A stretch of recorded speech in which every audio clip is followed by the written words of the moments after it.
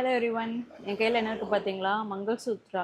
Past 1.5 இயர்ஸாக என்கிட்ட அத்தனை பேர் கேட்குறீங்க. நானும் அத்தனை பேர்கிட்ட சொன்னேன். நாங்கள் வச்சுருக்கிறது எல்லாமே வந்துட்டு கொரியன் டிசைன்ஸ், நம்மக்கிட்ட இந்தியன் டிசைன்ஸ் எதுவுமே இல்லை அப்படின்னு சொல்லி. ஆனால் எல்லாருமே வந்துட்டு எங்களுக்கு மங்கள்சூத்ரா வேணும், மங்கள்சூத்ராவும் இதே மாதிரி ஆன்டி டர்னிஷ்ல எங்களுக்கு வேணும், பிராஸ் எதுவுமே மிக்ஸ் பண்ணாமல் எங்களுக்கு இவ்வளோ நாள் நல்லா வந்திருக்கு, எனக்கு எப்படியாவது கொண்டு வாங்க. ஆனால் நான் எப்படி சொல்லி புரிய வைப்பேன்?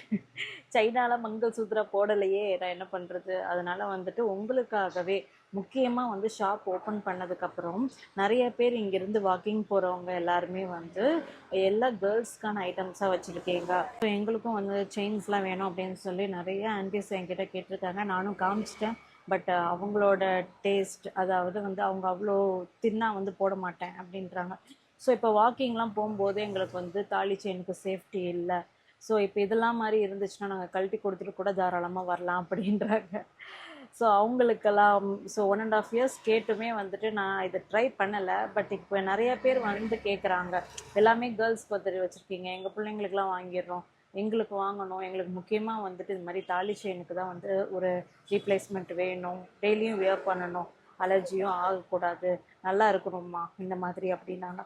ஸோ இவ்வளோ இன்சிஸ்ட் பண்ணதுனால இது மட்டும் டிஃப்ரெண்ட் மார்க்கெட்டிங்லேருந்து உங்களுக்கு கொண்டு வந்தாச்சு. ஸோ ஃபைனலாக இஷா ஜுவல்லர்ஸ்லாம் மங்கள்சூத்ரா அவைலபிளாக, anti tarnish stainless steel mangalsutra available.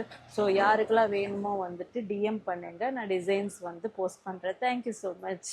இதுக்கப்புறம் ஒரு வாக்கிங் போகிற எல்லா லேடிஸ்டையும் மங்கள்சூத்ரா இருக்குது வாங்க வாங்கன்னு சொல்லி எல்லாரையும் கூப்பிட்டு வாங்க வச்சுருவேன். தேங்க்யூ.